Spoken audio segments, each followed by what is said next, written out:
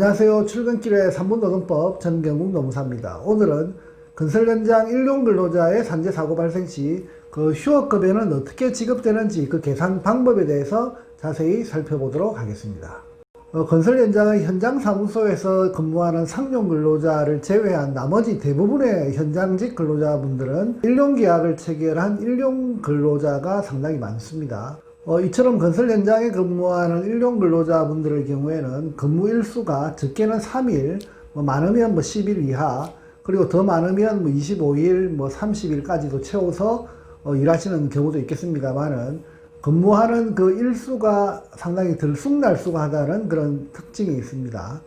이처럼 변동성이 심한 일용 근로자의 경우에는 만약에 한 달에 2, 3일 정도밖에 일하지 않은 경우에 일하다가 사고가 발생을 해서 평균임금액을 산정해야 될 상황이 발생했다고 하면 평균임금액을 계산하는 그 방법에 따라서 사유 발생일 이전 3개월간 받았던 총 급여금액을 사유 발생일 이전 3개월간 총 일수로 나눠버리면 그 평균임금액은 상당히 작아지는 그런 결과가 나오게 됩니다. 따라서 일용 근로자의 경우에 일반 상용 근로자의 평균임금액을 계산하듯이 동일하게 적용할 경우에는 한 달에 적게 일한 일용 근로자의 경우에는 상당히 불리한 상황이 발생하게 됩니다. 따라서 이러한 경우를 예방하기 위해서 나온 제도가 바로 통상근로계수를 가지고 평균임금액을 산정하는 그런 제도가 현재 시행되고 있습니다.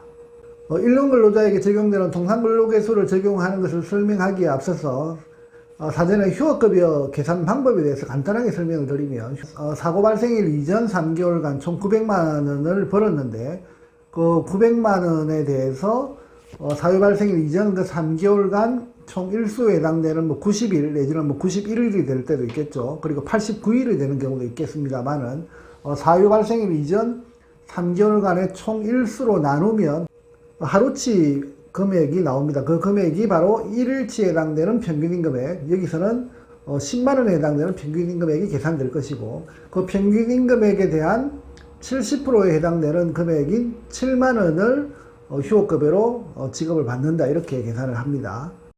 이런 방법으로 일용 근로자의 사고 발생 시 평균임금액을 계산할 경우에 예를 들어서 산재 사고가 발생한 그날 이전 한 3개월간 이 근로자가 개인적인 사정 내지는 현장 일이 상당히 없었던 것으로 인해서 총 근무일수가 한 달에 한 3일 정도밖에 일을 하지 못했다, 이렇게 예를 든다면 이분 경우에 사유 발생일 이전 총 3개월간 총 근무일수는 9일밖에 해당되지 않습니다. 그리고 하루 일당을 예를 들어서 20만원이다 라고 쳤을 때 그분의 경우에 사유 발생일 이전 3개월간 받은 총 급여 금액 180만원을 90일로 나눠버리면 하루치 일당은 총 2만원 밖에 나오지 않는 그 결과가 나옵니다. 그러면 이 2만원에 해당되는 금액을 평균임금액으로 계산할 것이냐, 그리고 이 2만원에 대한 평균임금액에 대한 70% 하면 274, 14,000원을 평균임금액으로 하루치 계산 금액을 산정할 것이냐, 이렇게 본다면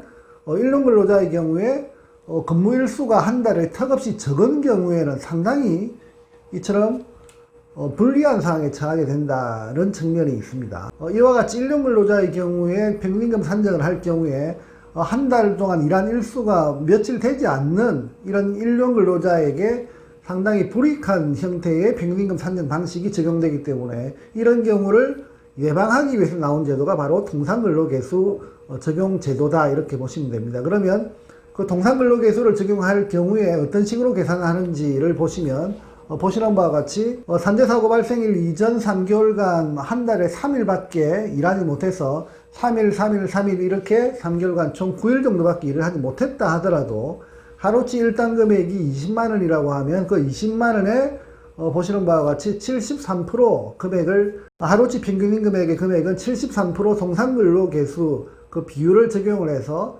14만 6천원에 해당되는 평균임금액으로 산정을 한다, 이렇게 보시면 되겠습니다. 그러면 그 금액의 70%에 해당되는 10만 2,220원에 해당되는 금액이 바로 휴업급여, 하루치 휴업급여에 해당되는 금액으로 계산이 된다, 이렇게 보시면 되겠습니다. 이처럼 통상근로계수를 적용한다는 말은 한 달에 상당히 근로일수가 적은 일용 근로자를 보호하기 위해서 통상근로계수를 적용해서 하루치 일당에 해당되는, 간단히 계산하면 하루치 일당에 해당되는 금액의 73%에 해당되는 통상근로계수를 적용한 그 금액을 평균임금액으로 계산하고 그 금액에 다시 70%에 해당되는 금액을 휴업급여로 지급한다. 이렇게 계산한다고 보시면 되겠습니다. 현재 근로복지공단에서는 평균임금 산정하는 과정에서 통상근로계수 적용 제외 대상이 되는지 여부를 직권으로 판단해서 결정할 수도 있습니다. 따라서 여러분이 산재사고가 발생한 경우에 직권으로 통상근로계수를 적용 제외해서 바로